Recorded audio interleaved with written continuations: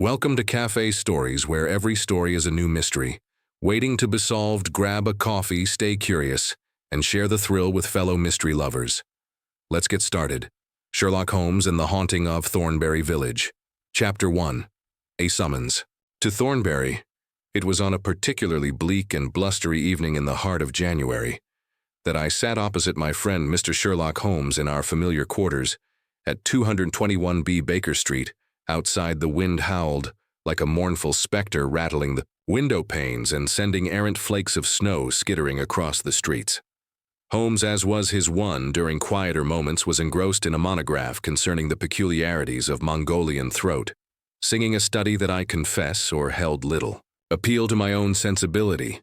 The fire crackled warmly in the hearth, casting a flickering glow across the room when Mrs. Hudson entered with a letter, the envelope trembling slightly in her hand. "It seems urgent, Mr. Holmes," she remarked, placing the letter. Upon that, her tone betrayed the faintest tremor, and I observed Holmes's sharp eyes dart toward her with mild curiosity. "Thank you," Mrs. Hudson here replied the moment she had departed. He reached for the envelope with his characteristic precision, examining it as though it were an artifact of great historical import. Said he, holding it to the light, a cheap envelope, standard issue in provincial post offices. The ink a rushed hand, but determined, Watson. "I suspect we are about to be drawn into an intriguing affair." Holmes broke the seal with a deft motion and unfolded the letter. As his keen eyes scanned the contents, his expression shifted from detached interest to something resembling animated concern. "Pray read this," he said, passing the letter to me. The missive, written in a hurried but legible hand, bore the signature of one Constable Rupert Henlow of Thornbury Village. It read as follows: "Mr. Holmes, I write to you in great distress, for our village of Thornbury is beset by a series of alarming events that defy all logic and reason. Two of our own Lord Ambrose Redcliffe and Miss Henrietta Langridge have met their ends under circumstances most peculiar and horrifying. The villagers, already trembling with fear, speak in hushed tones of a ghost, a woman in white, said to haunt the churchyard and woods at night. I fear that superstition clouds their judgment and blinds them to the possibility of a far more tangible threat. As the constable of this parish, I implore you to lend your great talents to uncovering the truth. The fear in this village grows with each passing day, and I dread that more lives may soon be lost if this mystery is not resolved. Yours in desperate hope, Constable Rupert Henlow." "What do you make of it, Watson?" Holmes asked, rising to retrieve his coat and hat. "The man appears earnest and the matter serious, but surely the talk of ghosts can be dismissed as superstition." "Perhaps," Holmes replied with a faint smile, "but superstition often masks a far more corporeal villainy. Make haste, my dear fellow. The game is afoot within the hour." We were aboard a train, bound for the West Country, the rhythmic clatter of wheels upon the rails providing a steady backdrop to H's musings. He remained uncharacteristically silent. For much of the journey his long fingers steepled beneath his chin as he gazed out at the snow-laden countryside. As for myself, I occupied the time pondering the letter and the curious aura of dread it conveyed. The village of Thornbury lay nestled amidst the desolate moors, its thatched cottages and cobblestone streets veiled in a shroud of mist as we arrived. The air was bitterly cold, and the wind carried with it an almost mournful wail as it swept through the skeletal branches of the trees. As we descended from the carriage, a stocky figure in a constable's uniform approached us, his face pale and drawn.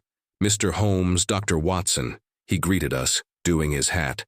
"I am Constable Rupert Henlow. Thank you for coming. We are sorely in need of your expertise." "Lead the way," Constable said at Holmes, his keen gaze already surveying the surroundings and spare no detail in recounting the events as we walked through the village. Henslow explained the situation. The first death had occurred a fortnight prior, and the second just days ago. The villagers swear they saw a ghostly figure drifting through the churchyard on both nights. Henson said some claim it's an omen of death. "And what do you believe?" Ch inquired. His tone measured. Henson hesitated. "I believe someone wants us to be afraid." "A rational deduction. Holmes murmured, his eyes flickering with interest. Fear is a powerful tool, but it is a poor substitute for the truth. We arrived at the village inn where Holmes and I secured lodgings that evening. As we sat by the fire, Holmes began his methodical questioning of Constable Henson, the constable. Though Ernest seemed to be struggling with the gravity of the situation, his voice wavering as he described the victims, Lord Redcliffe Henson began glancing uneasily. Toward the door was a man of considerable influence in the village. Though not without his enemies, he had been embroiled in several disputes over land with the Langage family. Though the nature of the conflict was unclear, he was also known to be deeply involved in local charity work. Yet his wealth and authority seemed to have earned him both respect and resentment. Henson paused, his eyes flickering nervously. He was often seen walking the grounds of Thornbury Manor, especially after dark, though no one could say why Holmes's gaze remained fixed on the constable, though his expression remained unreadable as Henslow continued. Miss Langridge, on the other hand, was a widow who had lived in Thornbury for several years. She was well regarded, even admired by most of the villages, though there were rumors of a falling out with some of the local families, including Redcliffe. Miss Langridge was a woman of sharp mind and wit, and she made no effort to hide her opinions, which I suppose may have led to friction with those who didn't agree with her views, despite that she was well liked by many, especially those in the village who knew her through the church. At this point, Hen slowly hesitated. As for their deaths, he swallowed hard. Lord Redcliffe was found one morning beneath a statue in his garden, crushed. Though there were no marks or signs of struggle, it was as if he had simply fallen, though there was no way to explain how that could have happened. And Miss Langridge Holmes interjected, his voice calm but insistent. Miss Langridge's death was even more perplexing. Henslow replied, his voice dropping to a whisper. She was found inside her locked cottage, strangled by a cord, thin, almost invisible. No one knows where it came from, and there were no signs of a struggle, no footprints, no clues at all. Holmes's eyes sparkled with interest, but he said nothing, allowing the constable to continue. The villagers, he now went on, are all convinced that these deaths are connected to a ghost. They say the ghost haunts the churchyard, and that the figure always seen in white is a harbinger of death, but no one dare speak too openly about it. The fear is palpable. Holmes sat in deep thought for a moment. His fingers steepled before him. The only sound in the dimly lit room was the quiet crackling of the fire. Then, with a slow and deliberate exhalation, he turned his gaze toward Henslow. "That will be all for now," Constable Holmes said, his tone calm, yet firm. "You have provided ample information, and I trust you will not speak too freely of our conversation to the villages. Fear spreads quickly, and in a case such as this, speculation only serves to cloud the truth." Henson hesitated for a fraction of a second, then gave a curt nod. "Understood, Mr. Holmes." He stood, adjusting his coat with a nervous energy, then cast a final glance toward the window, as though expecting something or someone. "Beyond the shadows, I will continue to make my rounds," he added, his voice quieter now. "But if you require anything, you know where to find me. A curious case," Watson Holmes remarked once Henslow had departed. "Two deaths, seemingly unconnected save for their air of the mob and a village steeped in superstition. Yet there is always a thread if one knows where to look. As we're tired for the night, I couldn't help but feel a chill that had little to do with the weather. The villagers watched us from behind curtains and half-open doors, their faces pale and their eyes filled with a mixture of fear and suspicion. Holmes, however, seemed invigorated by the challenge, his sharp features alight with the thrill of the hunt. "Mark my words, Watson," he said as we climbed the stairs to our lodgings. "This village holds a secret, and I mean to uncover it. Ghosts may haunt the imagination, but it is flesh and blood that leaves such tantalizing clues." The morning mist lingered heavily over the village of Thornbury, shrouding its thatched rops and winding lanes in a spectral haze as Holmes and I ventured forth from the inn. The damp chill of the moorland air seemed to seep into our very bones. The streets, though narrow and cobbled, were devoid of their usual bustle. Thornbury's villagers preferred the safety of their hears to the lingering dread of the outdoors, where whispers of a ghost presence hung as thickly as the fog. As our first encounter that day, was with Mrs. Agnes Gilcott, a woman of advancing years. With a hunched frame and a manner that vacillated between piety and fear, she greeted us at the doorway of her modest cottage, her sharp eyes darting nervously, as though she expected the spectral figure to materialize behind us at any moment. "You've seen the ghost?" Mrs. Chilcot Holmes inquired, his tone calm, but probing. "Oh, indeed I have, Mr. Holmes," she replied, clutching at the crucifix that hung about her neck. "It was last Tuesday, just as the church bells rang for evensong. I was returning from the well, when I saw her, a veiled figure, Allen White, drifting near the churchyard. She moved so silently, not a whisper of footsteps, and then she vanished just like that into there." Her eyes widened with the vividness of her recollection, and she made the sign of the cross. Holmes regarded her with his customary neutrality, though I caught the faintest flicker of interest in his expression. "And this apparition," he said, "did you notice anything unusual about her beyond the manner of her appearance?" Mrs. Chilcot hesitated, her fingers trembling slightly as they toyed with the fabric of Herapron she carried. "Something," she murmured at last. "A lantern, I think, though it cast no light, and there was a strange smell in the air, like burning. I thought it must be the fires of the damned." I felt a deep unease. Other words, though Holmes as ever remained impassive, his keen eyes lingered on Miss Chilcot for a moment longer before he gave a slight nod. "Thank you, Mrs. Chilcot," he said. "You have been most helpful." As we departed, I turned to my companion. "A veiled figure, a phantom lantern, and a smell of burning," I mused. "Surely you don't believe?" Holmes interrupted me with a raised hand. "Believe, Watson, is a word best left to theologians and poets. My concern is with the facts, and as for Mrs. Chilcot's account, there's more truth to be gleaned from what she concealed than from what she revealed." I could only marvel at his certainty as we made our way to Thornbury Manor, the scene of the first tragedy. The gardens of Thornbury Manor, once the pride of Lord Redcliffe's estate, lay in disrepair, their hedges overgrown and their flower beds choked with weeds. The top statue of a knight, its stone visage cracked and weathered, dominated the scene.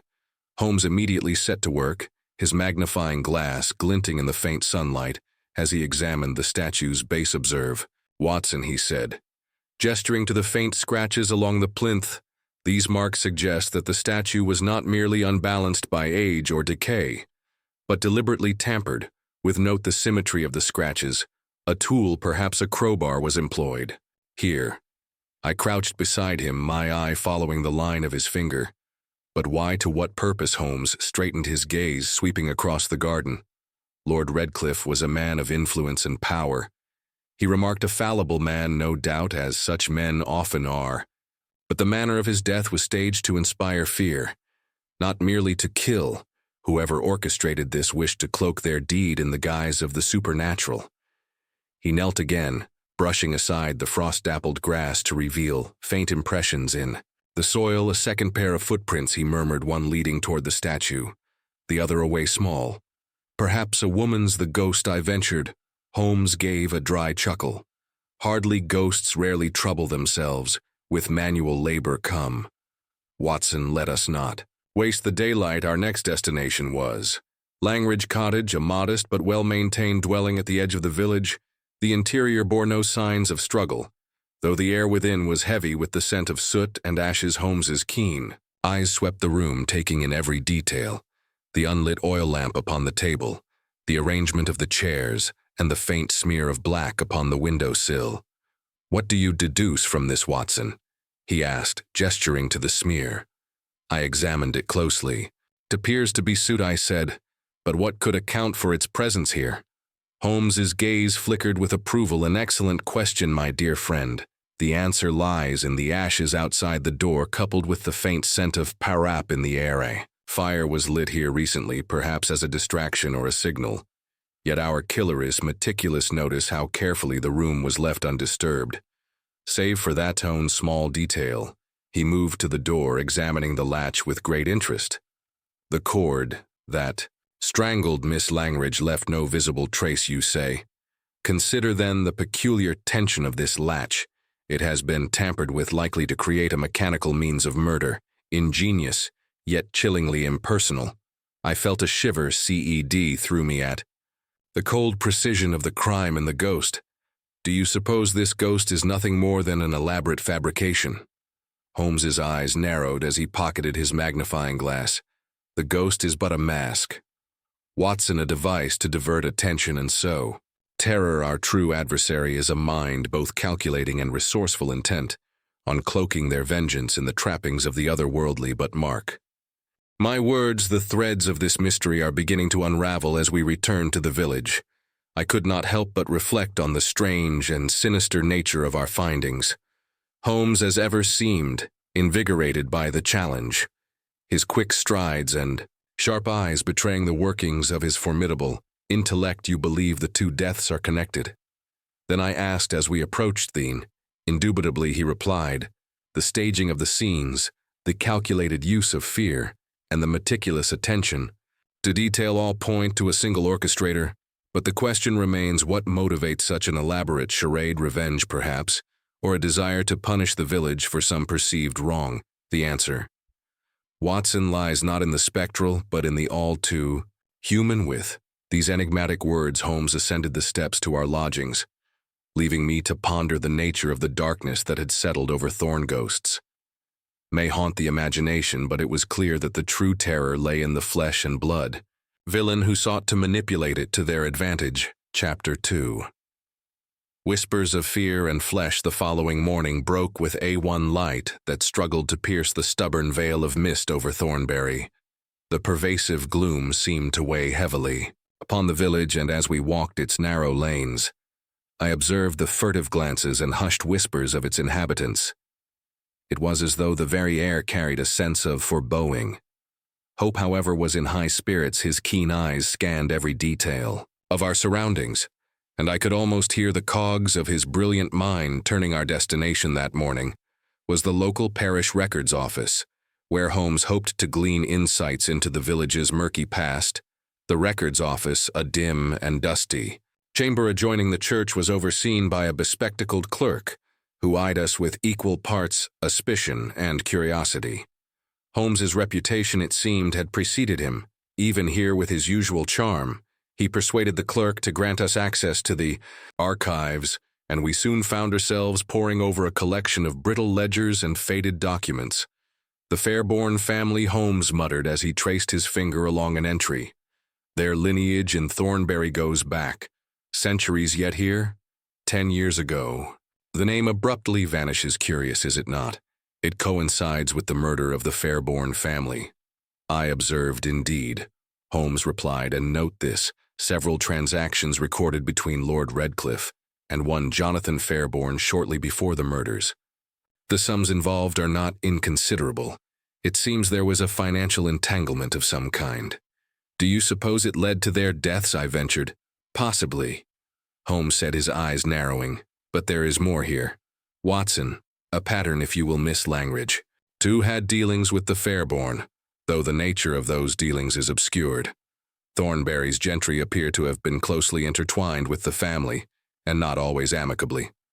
Holmes gathered several notes and closed the ledger with a decisive snap. This is sufficient for now.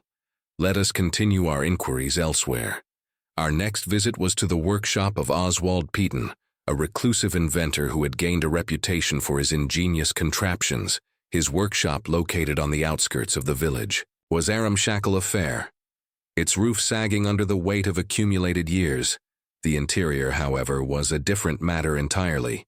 Every available surface was covered with tools, gears, and half-finished devices, all arranged with an eccentric precision. Ton himself was a wiry man with a shock of unruly hair and eyes that gleamed with a manic energy. He greeted us with surprising warmth, though his gaze lingered on Holmes with a mixture of curiosity and caution. Sherlock Holmes, I presume, the greatest detective in this world, he exclaimed with a sudden burst of enthusiasm. I'm your biggest fan. Your reputation precedes you, Mr. Peaton, Holmes replied. I understand you have a gift for mechanical ingenuity. Peaton beamed at the compliment and began demonstrating. Some of his creations. There was a clockwork bird that trilled a haunting melody, a series of pulleys designed to lift heavy loads with minimal effort, and a trapdoor mechanism that operated with almost eerie smoothness. Fascinating, Holmes remarked. Ash examined the pulley system. Your designs are remarkably sophisticated. Tell me, Mr. Pem, have you ever been approached to create devices for unconventional purposes? Ton's smile faltered and he scratched his head. Unconventional. What do you mean, devices? That might be employed for less than noble ends. Holmes said, his tone casual, but his eyes watchful. The inventor's expression grew guarded. Make machines. Mr. Holmes, what people do with them is their business, not mine. Holmes said nothing further on the matter, but before we took our leave, he meticulously examined the workshop once more. His sharp eyes lingered on the intricate mechanisms. Scattered across the tables, the precision of the tools and the peculiar alignment of the devices.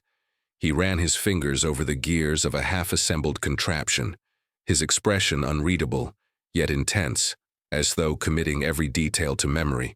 Only then did he straighten, and with a curt nod to Pete and gesture for us to depart, I noted the thoughtful look in his eyes as we stepped outside as we walked back toward the village. I could not help but voice my unease. Holmes, do you truly believe that the ghost is nothing more than a fabrication? And what of the Fairborn family? Could they have some connection to this mystery? Holmes stopped abruptly and turned to me, his expression unreadable. Watson, a ghost cannot leave fingerprints but guilt. Certainly does the Fairborn. The deaths of Redcliffe and Langridge and the specter that haunts this village. They are all connected. The key is to untangle the threads before another tragedy strikes. His words, though enigmatic, carried a weight that sent a chill through me as we resumed our walk. I could not help but feel that we were standing on the precipice of a revelation that would shake the very foundations of Thornbury. The stillness of the night was shattered by a distant cry carried through the frost-laden air like the tolling of an alarm bell. I awoke with a start, my senses momentarily disoriented by the abruptness of the disturbance. The faint echoes of raised voices reached my ears, mingling with the brisk crunch of hurried footsteps outside the inn. Watson Holmes's voice was sharp, though tinged with an unmistakable note of exhilaration. It seems our ghost has decided to make an appearance. Get dressed at once. Before I could fully grasp the situation, Holmes had already thrown on his overcoat and was reaching for his hat. I followed suit with as much haste as my half-asleep state could muster, and within minutes we were out in the chill night air, making our way toward the source of the commotion, a frantic clamor of voices, and hurried footsteps echoing from the direction of the churchyard. The churchyard lay cloaked in a ghostly pall of mist, its ancient gravestones casting elongated shadows. In the light of the moon, a small crowd of villagers had gathered at the edge of the grounds, their faces pale and drawn as they whispered among themselves. A few held lanterns, their feeble glow barely piercing the gloom. What have you seen? Holmes demanded, his commanding presence cutting through the murmurs. It's her, cried a man at the front, his voice trembling. The ghost, the woman in white. She was here drifting among the graves, and then she vanished into the woods. Holmes's eyes narrowed. Ashe scanned the churchyard, his gaze sweeping over the gravestones and the shadowy periphery of the woods beyond. Watson, fetch a lantern quickly, I complied, and together we entered the churchyard, leaving the villages to their fearful speculations. Holmes's movements were deliberate, his sharp eyes seeking out any irregularity in the frost-covered ground near the edge of the graveyard.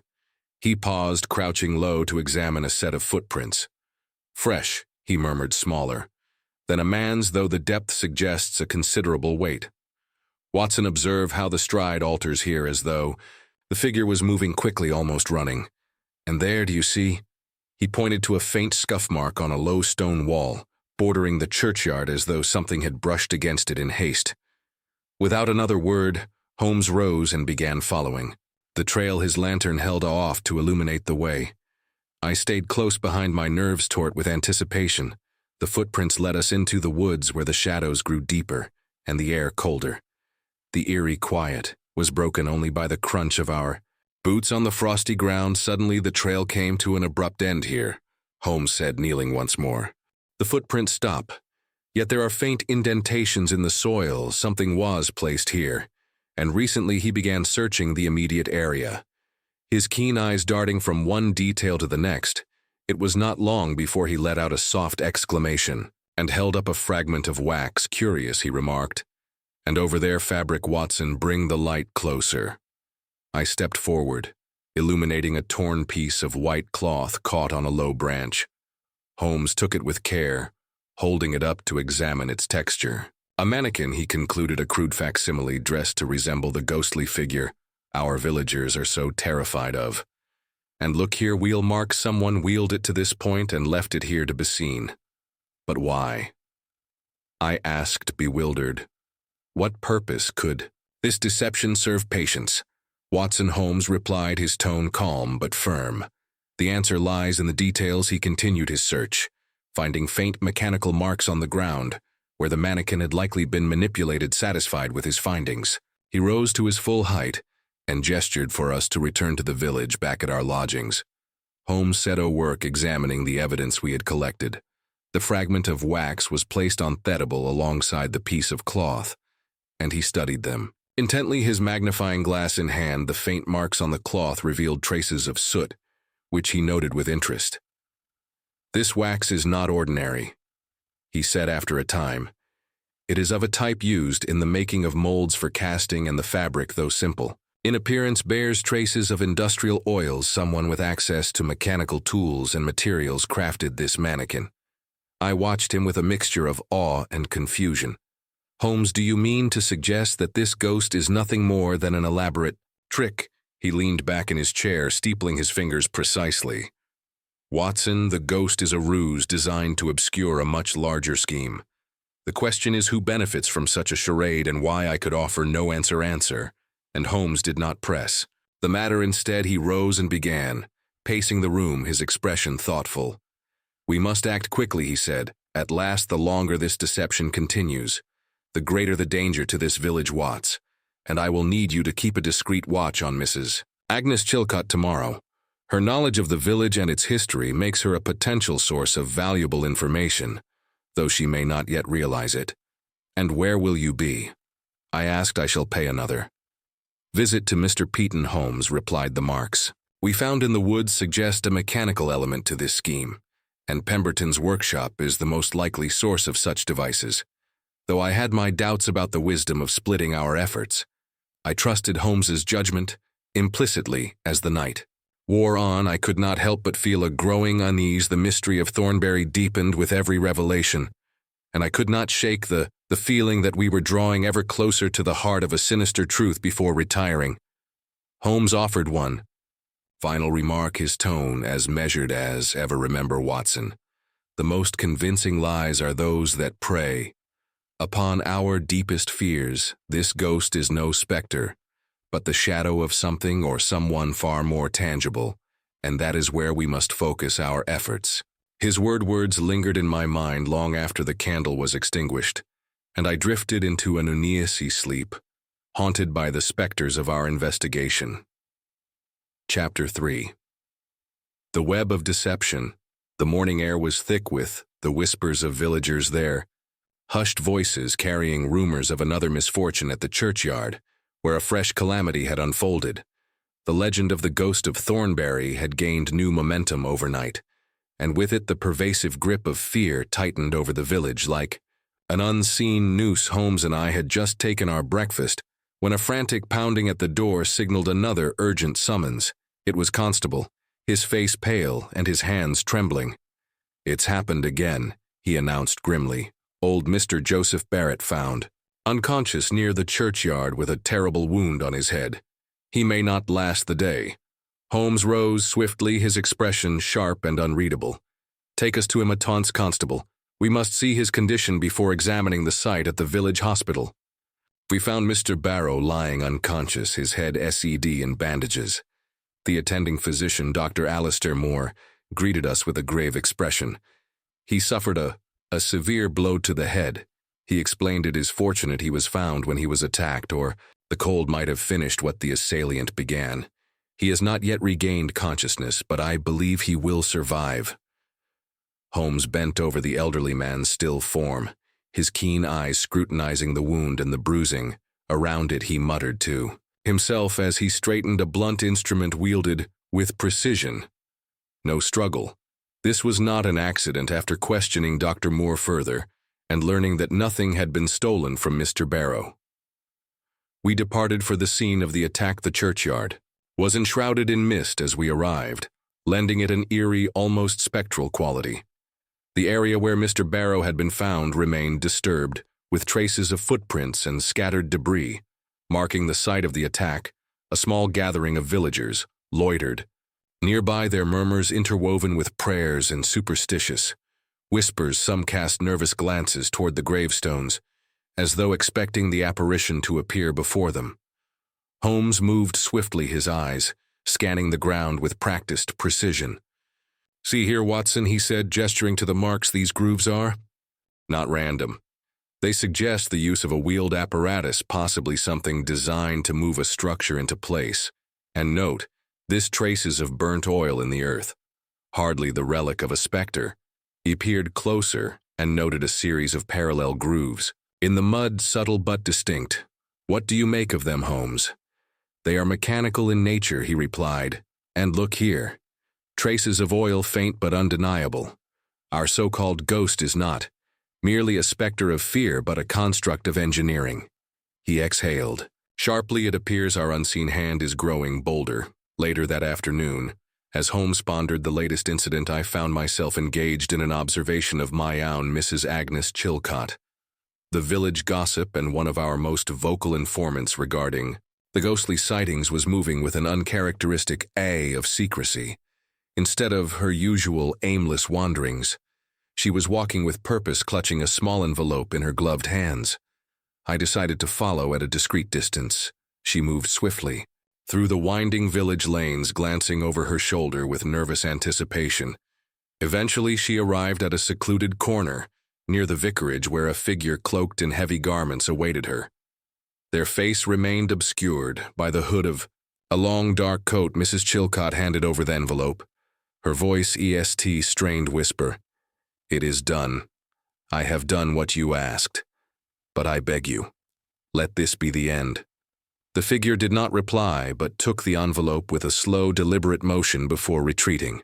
Into the mist, Mrs. Chilcot stood frozen for a moment, as though fearing pursuit, then hastily turned on her heel and disappeared down another path. I remained hidden until both were out of sight, my mind ablaze with questions. Returning to the inn, I relayed the encounter to Holmes, who listened intently, his fingers steepled. When I finished, he merely nodded, a knowing gleam in his eye. "Very good, Watson. The threads of our mystery tighten. This is no mere ghost story, as a scheme of considerable ingenuity, one that preys upon the fears of the villagers while concealing a deeper purpose." "Do you suppose Mrs. Chilcot is complicit in these events?" He asked. "Not entirely," Holmes replied. "Fear can make accomplices of the unwilling. However, it is the cloaked figure who interests me most. They hold the key to this deception. In the evening, Holmes led me back to the churchyard under the cover of darkness, lantern in hand. He crouched where Joseph Barrow had been found, carefully examining the remnants of the scene. Though the constable had done his best to secure the area, there were still traces left behind, overlooked in the chaos of the day. "Watson," Holmes said, running his fingers lightly over the ground, "note the disturbance here. These markings indicate movement. Beyond a mere scuffle, someone took great care in constructing an elaborate setup." I knelt beside him, squinting in the dim light. "You suspect more than one individual, perhaps," he murmured. "See this faint track? A wee mechanism was used here, likely to create the illusion of something spectral gliding through the graveyard. More importantly, note the presence of oil, burnt just as before. Our ghost is no spirit, but an invention of precise engineering." He stood abruptly, brushing dust from his coat. "This deception was designed to be seen, Watson, but the true trick lies in who was meant to believe it." As we left the churchyard, the village lay silent under the watchful moon. But I could not shake the feeling that unseen ease lurked within the shadows, waiting. And for the first time, I felt the full weight of the mystery pressing down upon us, as though the very air carried its secret whispers. The game was no longer merely afoot, it was tightening its web around us. The morning light was dim, struggling to break through the mist that clung to Thornbury like a funeral shroud. The events of the previous day lingered heavily upon the village, each whispered conversation steeped in fear and superstition. Holmes, however, had no patience for ghosts and apparitions. He was already at work, his mind unraveling. "The elaborate deceptions at play, Watson," he said, as he examined his notes at the breakfast table. "Our so-called ghost is no phantom, but a construct of precision and calculation. The mechanism of these murders follows a distinct pattern, one that is too deliberate to be dismissed as mere chance. You believe the same hand is responsible for all the deaths?" I asked. "Without a doubt," he replied, "theme-thodical staging, the absence of human interference in each instance, the presence of mechanical traces at all, points to a singular intellect at work, and I believe the answer lies with Maroswal Peaton." Pemberton's workshop stood on the outskirts of the village as we arrived. The heavy scent of oil and iron filled the air. Peaton himself was at work, his hands blackened with grease as he tightened the gears of a peculiar contraption upon his workbench. He looked up as we entered, his expression shifting between surprise and apprehension. "Mr. Holmes, Dr. Watson," he greeted us, wiping his hands on a rag back again. "Are you?" "Deed," Holmes said smoothly, his gaze sweeping across the cluttered room. "I find myself intrigued by the artistry of your work, Mr. Peaton." "You possess an uncommon talent for mechanical design," Peaton scoffed flattery. "Mr. Holmes, what is it you really want?" Holmes pulled a folded paper from his coat and laid it upon the workbench. "I wish to discuss this." Peaton hesitated before unfolding the document. His face paled as he examined the rough sketches, intricate pulley systems, weighted triggers, and automated release mechanisms. "Where did you get these?" he demanded. "I found traces of your designs at the sites of both murders." Holmes said, "Someone has been utilizing your knowledge to enact a deadly scheme. The question is, were you aware of it?" Peaton clenched his jaw, his fingers tightening around the paper. I had no idea," he muttered. "I've been working on various mechanical objects for years, but I never imagined someone must have stolen my work, or you were deceived into sharing it." Holmes interjected. "Tell me, Upton, have you shared your designs with anyone recently?" Peaton hesitated. There was someone, a young woman. She showed great interest in my work, asked many questions about the applications of my devices. She claimed she was merely fascinated by engineering, and He broke off, shaking his head. "I never thought she would use it for something sinister." Holmes exchanged a glance with me before turning back to Peaton. "You have been the unwitting accomplice to a grand deception, Mr. Peaton, but tell me, do you possess any correspondence from this individual?" Peaton frowned and rummaged through a pile of papers, pulling out a folded letter. Holmes took it and scanned its contents. His lips pressed into a thin line. "Curious, the handwriting is careful, almost deliberately neutral. But note the phrasing, got. Your designs are most ingenious, and I am grateful for your wisdom. This is no simple admirer. This is a calculated manipulator." He folded the letter and pocketed it. "Mr. Peaton, I must ask you to keep this matter confidential for now. We are closing in on the truth, and I fear the perpetrator is more dangerous than we first assumed." As we walked back toward the village, I could see the weight of realization settling upon Holmes. His silence was unnerving, his sharp gaze fixed upon some unseen detail within his mind. "What are you thinking, Holmes?" I asked at last. "I am thinking, Watson," he said slowly, "that we are dealing with a mind as sharp as it is merciless. This is no crime of passion. This is an engine. Murder. A carefully orchestrated execution disguised as supernatural intervention. Our adversary is not simply seeking vengeance. They are crafting a legend, one murder at a time." A chill ran through me as I considered his words. The ghost of Thornbury was no ghost at all, but rather the shadow of a brilliant and ruthless mind. And that mind was still at work, spinning it. Intricate web, waiting for the next victim. To fall. Chapter 4. Shadows of Guilt and Justice.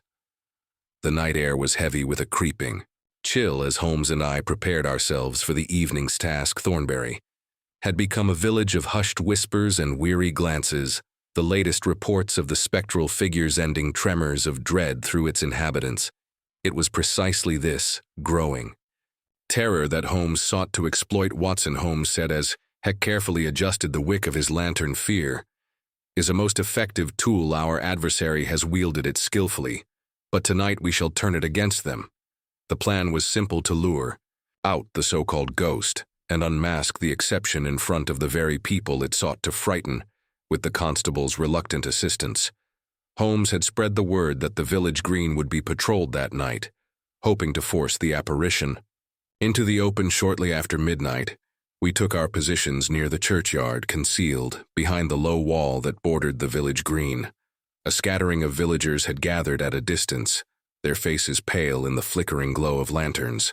Fear and anticipation wed in their expressions for a long while. Nothing stirred, save for the whispering wind. Then, as the bell in the church tower told the hour, a figure emerged from the mist. A gasp rippled through the onlookers draped in white. The figure glided with an unnatural smoothness across the ground, its form flickering like a phantom in the dim light. It carried a lantern that cast no true glow, only an eerie shimmer that danced upon the frost-covered grass holes tensed beside me. There, he murmured. Now, Watson, be ready. Without hesitation, Holmes leapt over the wall, dashing toward the spectral figure. I followed in pursuit, heart pounding as the apparition turned sharply and fled toward the moors. The chase was relentless. The figure moved swiftly, its pale form darting through the twisted undergrowth with an almost inhuman agility. Holmes, ever the predator in such pursuits, remained hot on its trail, his movements shooted and unyielding. I struggled to keep pace, the uneven terrain and biting wind conspiring to slow me. The moors stretched endlessly before us, their barren expanse punctuated by jagged rocks and patches of wild heather. The ghostly figure veered toward the Fairbourne estate, a place long abandoned and left to the mercy of time. It was a fitting refuge for a phantom. As we neared the estate, the figure suddenly vanished into the ruins. Holmes halted, holding up a hand to signal caution. They are cornered now. Watson, he whispered, stay close. We entered the decayed remains of the manor, its once grand walls now crumbling and draped in ivy. The silence was profound, disturbed only by the sound of our own measured steps. The air was thick with the scent of damp stone and rot, the echoes of the past pressing in around us. Holmes's lantern cast flickering shadows across the debris-strewn floor. Then, in the dim moonlight, he pointed to something half buried in the dirt. Ah, he mused. What have we here? Ropes and pulleys cleverly concealed among the ruins lay before us. Holmes knelt, examining the setup with keen eyes. Ingenious, he murmured. The so-called ghost was never supernatural, Watson. It was a mechanism, a trick of shadows and cunning craftsmanship. But to what purpose? I examined the scene beside him. The ropes were taut, extending into the darkness where they disappeared into a hidden recess, a marionette of sorts. I suggested an illusion designed to terrify the villagers. Quite so, Holmes agreed. But who would go to such lengths? A rustling sound interrupted his thoughts in an instant. Holmes was on his feet, his gaze locked onto a darkened doorway ahead. We are not alone, he said quietly. Come, Watson, the true mystery awaits us yet. The sound came again, a shuffling movement. From within the ruins, Holmes motioned for silence as we crept forward. I could feel my pulse quicken as we neared the doorway, the cold air thick with the scent of damp decay. With a swift movement, Holmes pushed open the rotting wooden door, revealing a shadowy corridor. We stepped inside, our lanterns casting trembling light upon the stone walls. Then we saw it, a hidden chamber, its walls lined with intricate gears, levers, and weights, an elaborate system designed to control the so-called ghost. The ropes led to a contraption that, when manipulated, could cause the figure to appear and disappear at will. Holmes's eyes gleamed with realization. So the ghost was but a stage performance all along. And here lies the theater of deception. Before I could respond, another sound reached us, a low creak, as if something or someone was shifting within the darkness beyond the chamber. Holmes turned sharply, his gaze narrowing. They're still here, he whispered, and I intend to find them without hesitation. He stepped deeper into the ruins, his every movement precise and deliberate. I followed. My breath quickened by the knowledge that the architect of this elaborate charade was close, perhaps watching us. At that very moment, the game was far from over, and as we advanced deeper into the ruins, I could not shake the feeling that we were drawing closer to a revelation far more sinister than we had anticipated. The air inside the Fairbourne estate was damp and heavy with the scent of decay, as though the crumbling manor itself had absorbed years of secrets and betrayal. Holmes and I advanced cautiously through the dilapidated corridors, our lantern casting flickering shadows that danced eerily along. The stone walls somewhere within these halls we were certain lay the heart of the mystery. "Stay sharp," Watson Holmes whispered, his revolver held low but ready. "We are closing in on them. Desperation may drive them to reckless measures."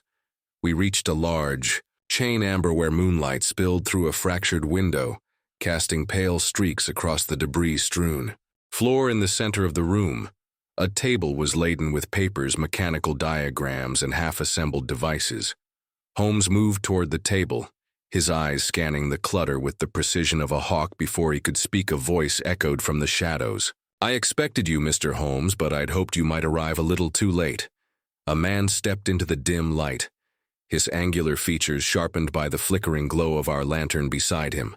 Her dark hair partially concealed beneath a cloak stood a woman whose gaze burned with defiance. Isabella Fairbourne. There was no mistaking the pain and conviction that lay beneath her stern demeanor. "I assume introductions are unnecessary," Holmes said smoothly. "But if you insist, I am Isabella Fairbourne," she interrupted. "And this is my fight." Her companion's voice was steady as he added, "Peril Hawksley, I swore to help Isabella bring this village to its knees for what they did to her family." Holmes nodded as though confirming a suspicion. "Lord Redcliffe and Miss Langridge paid the price, I presume, for their involvement in the detection of the Fairbourne and Joseph Barrow." Isabella's composure wavered. He was never supposed to be hurt. He was meant to be scared to confess like the others. But things went wrong. "Vengeance often does," Holmes remarked. "Tell me, Miss Fairbourne, what justice can be found in spilling blood within these crumbling walls?" Peril stepped between them, his eyes hard. "The justice thought Thornbury never gave the truth. Buried for a decade they conspired against her family, took everything they had. We had no choice. There is always a choice," Holmes said softly, "and you have made yours. But tonight you will make another surrender now, and let the truth be revealed without further death or face the consequences." Clinging to vengeance, Pearl's hand tightened around the table. His body coiled like a spring ready to snap. "You think the constable will show leniency, that Thornbury will suddenly care for the Fairbourne suffering number? They will brand Isabella a murderer." Holmes sighed. "The truth will outlive vengeance, Mr. Hawksley. I can assure you of that. And now I suggest you." Peril darted to the far wall and yanked a hidden lever. A passage creaked open, revealing a tunnel that sloped downward into the earth. Without hesitation, he grabbed Isabella's hand and bolted after them. Watson Holmes shouted, and we plunged into the passageway. The narrow tunnel echoed with the sound of our pursuit.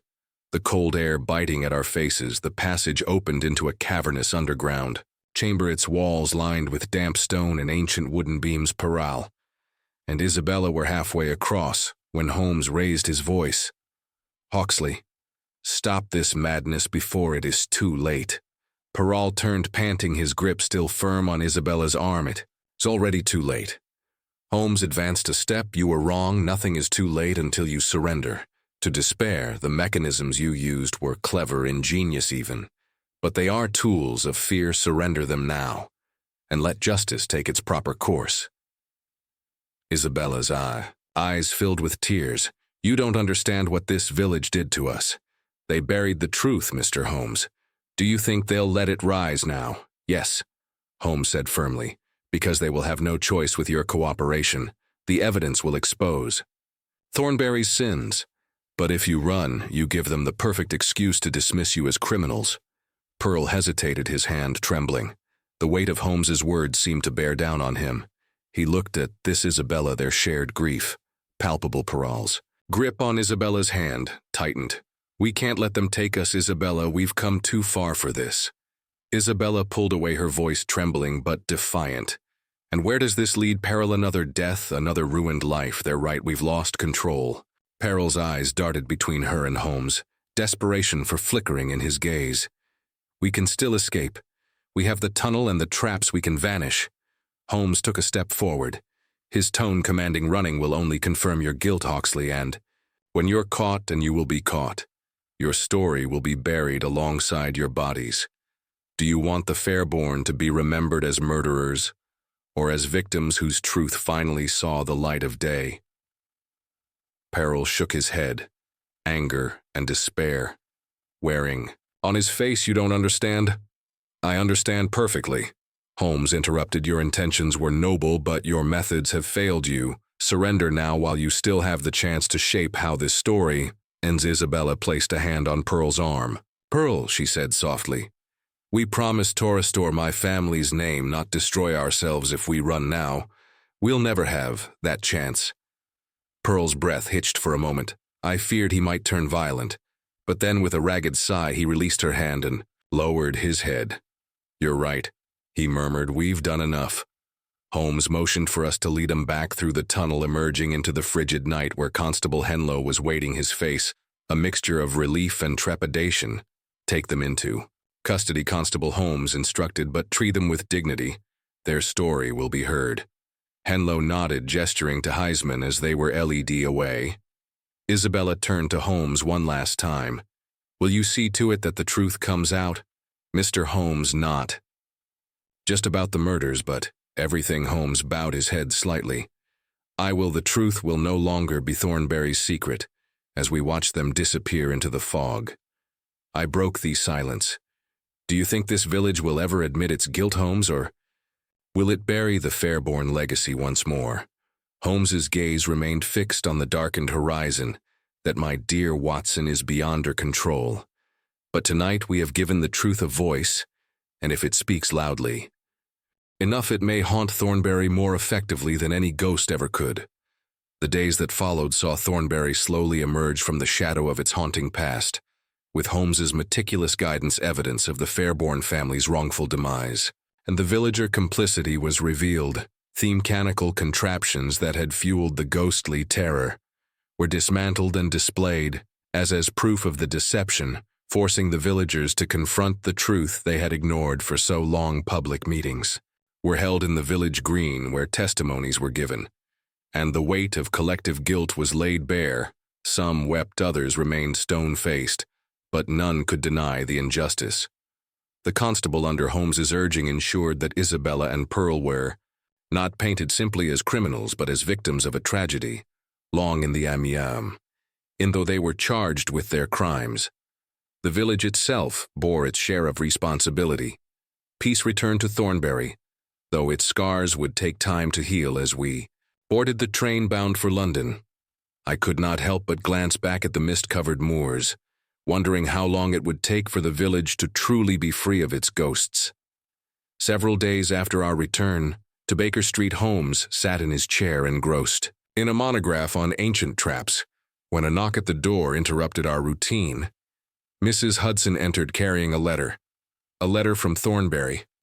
Mr. Holmes, she said. Holmes opened it and read silently, a small smile tugging at the corner of his mouth. Handed the letter to me, and I read its contents with keen interest. Dear Mr. Holmes, I write to you with immense gratitude for your efforts in restoring peace to Thornbury. Thanks to your guidance, the village has not only faced its past but has begun to heal. The evidence you uncovered ensured that the Fairborn family's name was cleared, and the villagers themselves insisted that Isabella Fairborn and Pearl Hawksley face justice. But with a degree of mercy, Isabella and Pearl have been sentenced to 10 years of imprisonment, not for vengeance but for the lives lost in the course of their actions. The villagers now understand their role in the events that led to this tragedy.